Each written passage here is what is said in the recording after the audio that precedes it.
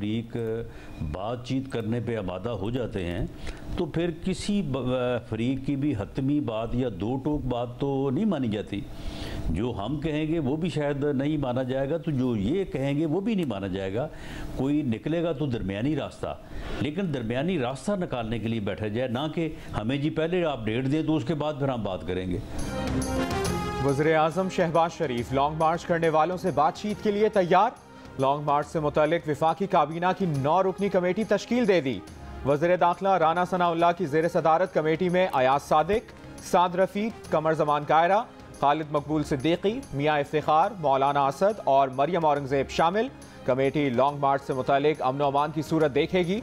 सियासी बातचीत भी इसी कमेटी से की जाएगी। वज़ीर-ए-आज़म ने कहा कि वो जमहूरी लोग हैं, बातचीत के लिए तैयार हैं, किसी को कानून हाथ में नहीं लेने देंगे। गुज़श्ता रोज़ वज़ीर दाखिला राना सनाउल्लाह ने जियो न्यूज़ के प्रोग्राम आज शाहज़ेब खानज़ादा के साथ में बातचीत करते हुए कहा था कि इमरान नियाज़ी अपना रवैया सियासतदानों वाला रखे तो इलेक्शन की तारीख पर बात हो सकती है, दरमियाना रास्ता निकालना होगा।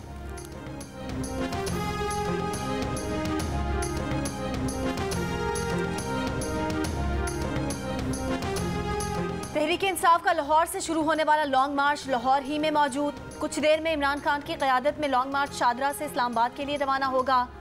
गुज़िश्ता रोज़ लॉन्ग मार्च लिबर्टी चौक से शुरू होकर दाता दरबार तक पहुंचा था।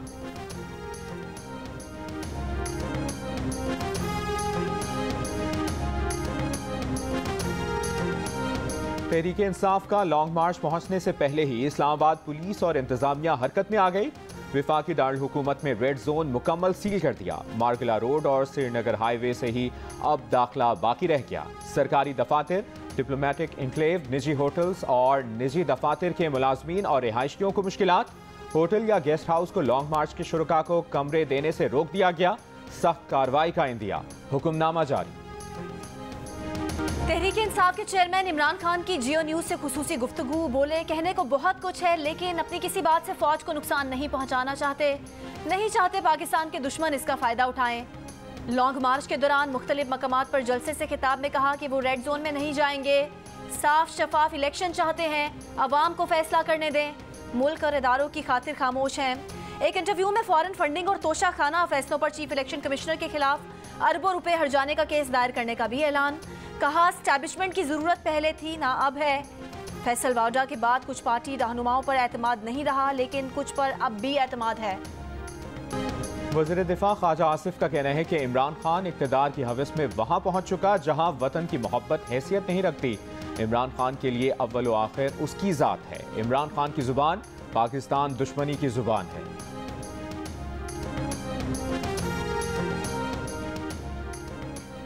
इमरान खान ने कहा था कि अगर आर्मी चीफ की मुद्दत मुलाजमत में तोसी से मुल्की मामलात को सुधारा जा सकता है तो इस पर गौर किया जा सकता है।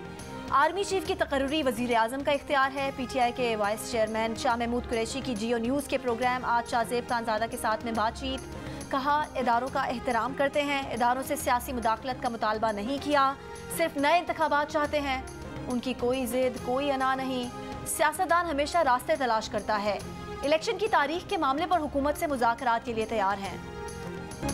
पाक फौज और सिक्योरिटी एजेंसियों पर मुतवातिर तनकीद करने पर इमरान खान भारतीय मीडिया की आंख का तारा बन गए। भारतीय मीडिया इमरान खान के गुन गाने लगा, उन्हें अपना सबसे प्यारा करार दे दिया। रहनुमा PTI फयाज चौहान से खातून भारतीय एंकर ने कहा, आपकी पार्टी ने अपने रियासती इदारे को कटहरे में खड़ा करके भारत का काम आसान कर दिया, आपका शुक्रिया। ऐसा करने से इमरान खान भारत के सबसे प्यारे हो गए। फयाजुल हसन चौहान कहते रह गए कि बात को मुतनाज़ा बनाना आपकी ख्वाहिश होगी। एक और टीवी चैनल पर तज़िया पेश किया गया कि अगर इमरान खान 10 साल के लिए पाकिस्तान के वज़ीर आज़म बन जाएं तो भारत का काम आसान हो जाए। एक और भारतीय चैनल ने खबर चलाई कि तहरीक इंसाफ और पाक फौज आमने सामने आ गए। आसम स्वाति की प्रेस कॉन्फ्रेंस पर भारतीय मीडिया ने लिखा कि तहरीक इंसाफ के रहनुमा ने पाक आर्मी पर इल्जामात की बौछार कर दी। इमरान खान की तहरीक इंसाफ पाक फौज पर बरस पड़ी। पड़ोसी वाला ये ख्याल करता है, इसको देखा हूँ मजदूरी पे जा रहा हूँ, मजदूरी पे एक बंदा हूँ मैं, कोई भी नहीं है, न भाई है न क्या ही कहूँ मैं। सैलाब गुजर गया, बच्चों पर खौफनाक असरात छोड़ गया। जाफराबाद, नसीराबाद, सोहबतपुर के कई बच्चों का बचपन रुल गया। किसी की माँ चल बसी थी, किसी का बाप ना रहा, सर पर छत नहीं रही। 2.5 साला दानिया, जिसकी माँ उसकी पैदाइश के 8 दिन बाद ही चल बसी थी, दादा और बाप ने बच्ची को पाला। हालिया सैलाब और बीमारी से दादा भी चल बसा। बाप मजदूरी के लिए जाता है तो लाडली को पड़ोस में छोड़ जाता है। कहता है जिंदगी मुश्किल नहीं, बहुत मुश्किल हो गई है। असा को सर्दी लग दी, असा गरीब लोग को वसा को बीमार थी वेनो, बुखार आवे ना सी सर्दी कनो। सारे कमरे ढह गए, सिलाब जो है कुछ है नहीं बच्ची। अभी तक कुछ नहीं मिला, मुंतज़िर हैं हुकूमत के भी कोई चीज़ आए हमें दे, हम जब से सिलाब कुछ नहीं मिला। सर्दियां आ गई, इमदाद ना आई, बच्चे बीमार होने लगे। राजनपुर में इंतजामिया की खामोशी ने मुतासरीन की मुश्किलात बढ़ा दी। नुकसानात का सर्वे मुकम्मल होने के बावजूद इमदादी कार्रवाइयां सुस्त रवी का शिकार। मुतासरीन ने अपने घरों की तामीर खुद शुरू कर दी।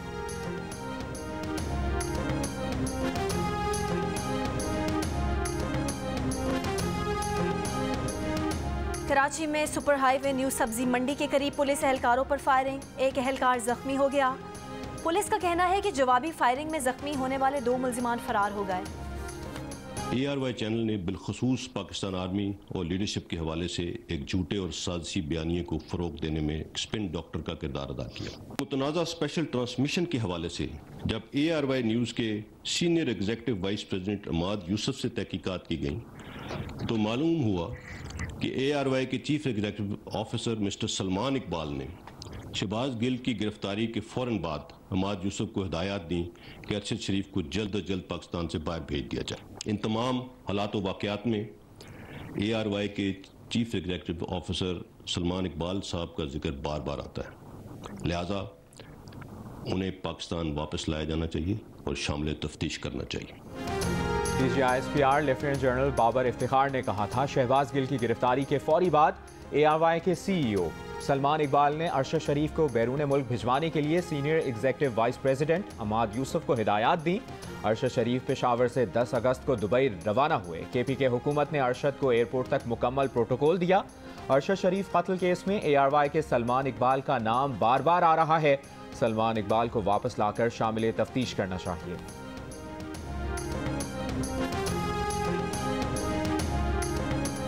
FIA ने साइफर ऑडियो लीक्स की तहकीकात में साबिक वजीर खारजा शाह महमूद कुरैशी को 1 नवंबर को तलब कर लिया। साबिक सेक्रेटरी खारजा सुहेल महमूद ने इस केस में जुम्मे को अपना बयान रिकॉर्ड कराया था। FIA ने ममनू फंडिंग केस में 5 अफराद के वारंट गिरफ्तारी भी जारी कर दिए। मुल्जिमान में सैफुल्ला, आरिफ मसूद नकवी, आमिर महमूद, तारिक रहीम, हामिद जमान और मंजूर अहमद शामिल।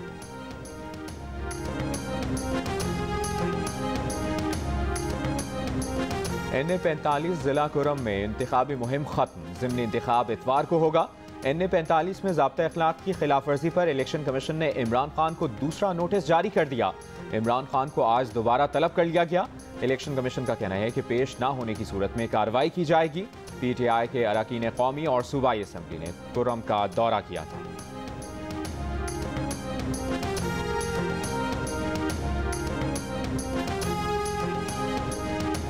PTI रहनुमाओं की गुज़िश्ता रात कंटेनर पर बहस की वीडियो वायरल। वीडियो में असद उमर और हमाद अजहर को बहस करते देखा जा सकता है।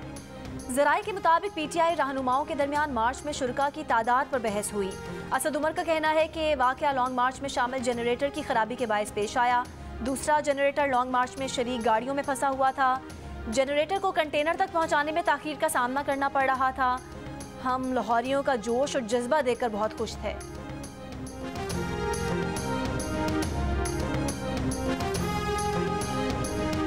लंदन में नवाज शरीफ की रिहाइशगाह एवनफील्ड के बाहर तहरीक इंसाफ और नून लीग के कारकुन आमने सामने एक दूसरे के खिलाफ नारे लगाए। PTI मुजाहिरीन और नवाज शरीफ के सिक्योरिटी गार्ड के दरमियान लड़ाई।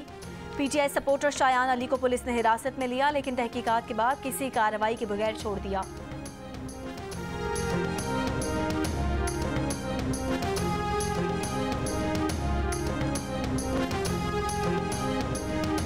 सुप्रीम कोर्ट बार एसोसिएशन के सालाना इंतखाबात में हामिद खान ग्रुप के आबिद शाहिद जुबैरी बार के सदर मुंतखब। आसमा जहांगीर ग्रुप के खालिद जावेद को शिकस्त। आबिद शाहिद जुबैरी ने 1347 वोट हासिल किए। एडवोकेट खालिद जावेद को 1148 वोट मिले। पंजाब में डेंगू के मजीद 267 मरीज रिपोर्ट। महकमा सेहत के मुताबिक लाहौर से डेंगू के 110, रावलपिंडी से 55 केसेस सामने आए। खैबर पख्तूनख्वा में 24 घंटे के दौरान डेंगू के 253 नए मरीजों की तस्दीक। पेशावर में सबसे ज्यादा 99 अफराद डेंगू से मुतासर।